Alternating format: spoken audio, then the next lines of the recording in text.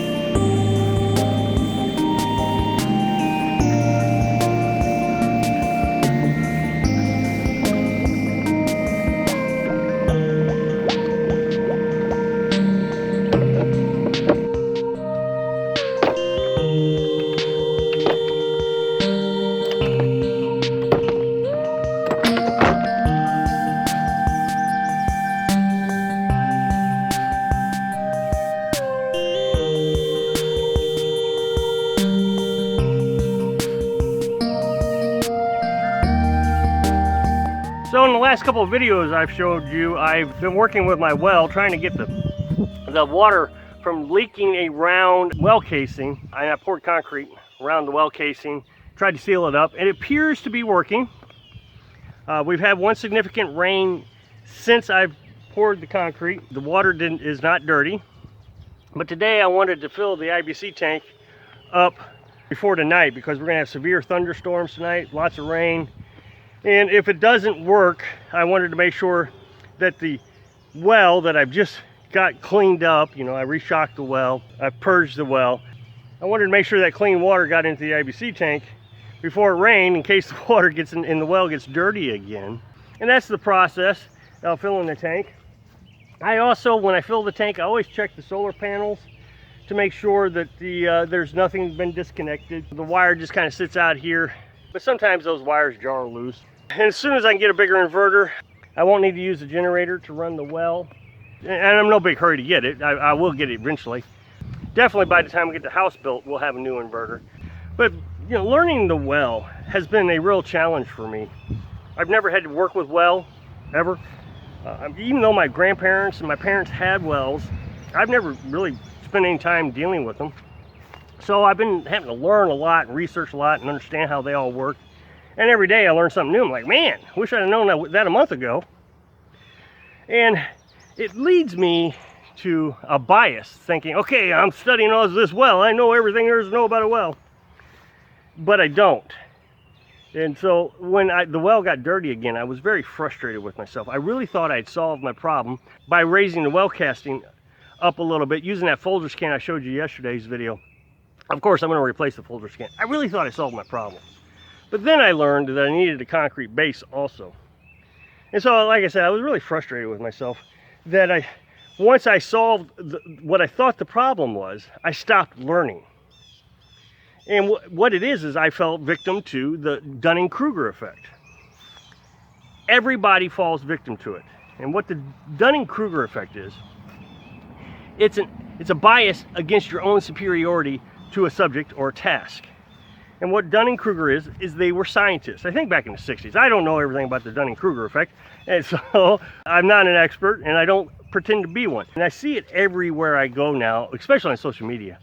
People thinking they know so much, and you can just immediately start poking holes in things they say, and advise people on how to do it. I see it on Facebook all the time. Somebody asks a question, oh, I've been doing this for 40 years, I'm an expert. And you're like, what? How can you possibly be an expert and be so wrong? That's just not possible what you're telling me.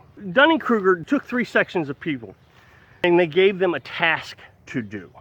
They gave people who knew very little about the task, and then they took a group of people who knew some, medium range experts. Novice probably would be a good word to use. And then they took experts. And what they found was, if you didn't know very much about a task, and you completed a task, and then after the task they gave you a quiz and they asked you, how well do you think you performed on this task? And the people who didn't have very many skills of the task rated themselves very high. So when the group who didn't know very much about it were told that they actually made a lot of errors, they were shocked to understand, wow, that many errors. Now here's what's interesting, is the experts, the people who've been studying the subject for years and years and years and years, they rated themselves actually very low, because they got the idea that everybody who was taking the test was probably better than them. What Dunning-Kruger determined was everybody has a bias towards themselves of superiority on a task they don't know very well. It affects everybody. And when I learned this, I really try to believe that I'm not an expert on anything. And that's what frustrated me so much about the wells. Once I thought I had the well solved, I stopped learning. I stopped trying. Because I try so hard not to think that I'm an expert or my task was really good on anything I do. And what I feel like it does is it keeps me learning. 67% of the people who watch my channel are trying to learn how to live off-grid. So that tells me that I need to be careful on what I'm trying to explain and that I don't know everything. Like building a tiny house. I don't know everything about building a tiny house, and almost every time I talk about building my tiny house, I always say I am referring back to the experts. So you know that the information I'm getting is secondhand information, and if it works, hey, great, it works. Or like with the well didn't work, so I made a follow-up video explaining it didn't work. There was a leak around it, and I'm trying to fix the leak with the next step, which is pour concrete floor. That way, if you decide to live the off-grid lifestyle, okay, if I try this, it may fail. That's the important thing. But the other day, so I was talking about my well pump. I bought a 110 well pump, 110 volt, that I could run off the generator, which actually was a lot cheaper than buying a 220 volt well pump, that I would also have to buy a bigger generator to run. So, I saved myself several $100s by buying a 110 well pump. So that's what I was saying in the video. Well, somebody replied back, he says, oh, all you got to do is go over to the used parts store for wash machines, and you buy a wash machine pump. You get them for 10 bucks, and you can use that as your well pump. Well, having known what I know about well pumps, I thought, wow, this guy's probably right. See, I underrated myself. Of course, I'm not calling myself an expert in well pumps, but I have studied well pumps a lot in my life. I was a machinist mate on a submarine. Machinist mate had to work with pumps, all kinds of different pumps. And so I thought I knew pretty much about wash machine pumps, but I thought, wow, that would be interesting if you could do it. So I Googled wash machine pumps. And the discharge pressure of a wash machine pump is about 3 to 4 psi. Not very much, if you really understand what that means.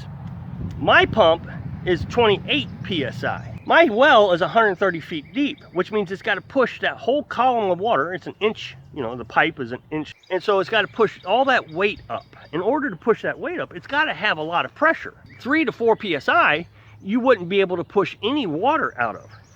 And so here we had what I would assume somebody who knew very little about pumps or wells explaining to everybody that you don't have to buy a well pump, that you can buy a wash machine pump, without providing information about how deep his well was. If it was a hand dug well and it only goes down 10 feet, 3 to 4 psi might do it, but at 130 feet, there is no way it would have done it. So when we talk about these things, we have to give all the information so everybody understands what it is we're trying to accomplish. I remember when I was on a submarine. I was pretty new to it still. I'd only been there, maybe 6 months. And I'd learned something about one of the systems, and now the refrigeration system, as a matter of fact. And they actually put me in charge of the refrigeration system. So here I was, brand new to submarines. I was still an E3. I hadn't even made petty officer yet. They sent me to the course to learn about refrigerators. So I'm in charge of the refrigeration system. And I'm talking to a senior petty officer. He was an E5. I'm bragging about all the things I know about the refrigeration system and how I was the refrigeration expert now. You know, I'm in charge of the refrigeration system. And he said, yeah, I was too when I was an E3. He says, I have forgotten more than you know. And that is so true. You know, here I was, new to the thing, and this guy, when I actually started working with this guy, I mean, I really liked him. He was a great guy. He taught me so much about refrigeration, and then later the diesel and pumps and all kinds of different things. So you can never learn too much. Thanks for watching.